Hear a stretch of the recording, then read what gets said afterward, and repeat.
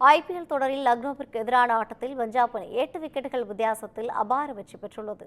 IPL தொடரில் 13வது league போட்டி லக்னோவில் உள்ள ஏக்னா மைதானத்தில் நடைபெற்றது. இதில் Lucknow super giants, Punjab kings அணிகள் மோதின. டாஸ் வென்ற பஞ்சாப் அணி முதலில் பந்து வீச்சை தேர்வு செய்தது. அதன்படி லக்னோ அணியின் தொடக்க வீரர்களாக மார்க்கிராம், மிச்சல் மார்சல் களமிறங்கினர். இதில் மிச்சல் மார்சல் முதல் பந்திலேயே ரன் ஏதும் எடுக்காமல் ஆட்டமிழந்தார்.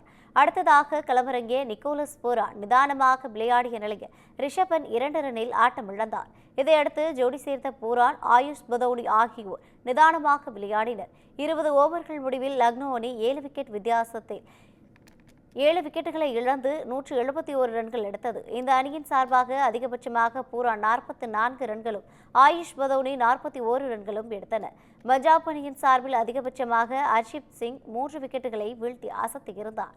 இதைத் தொடர்ந்து இலக்கை நோக்கி களமிறங்கிய பஞ்சாப் அணியின் வீரர்கள் பிரியன்ஸ் ஆர்யா 8 ரன்களில் வெளியேறினார். இதையடுத்து சிம்ரன் சிங் 69 ரன்னில் ஆட்டமிழந்தார். பின்னர் ஸ்ரேயஸ் ஐயர் 52 ரன்களும், நேஹால் வதேரா 43 ரன்களும் எடுத்து களத்தில் இருந்தனர்.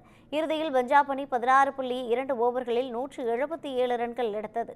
இதனால் பஞ்சாப் அணி 8 விக்கெட்டுகள் வித்தியாசத்தில் அபார வெற்றி பெற்றுள்ளது.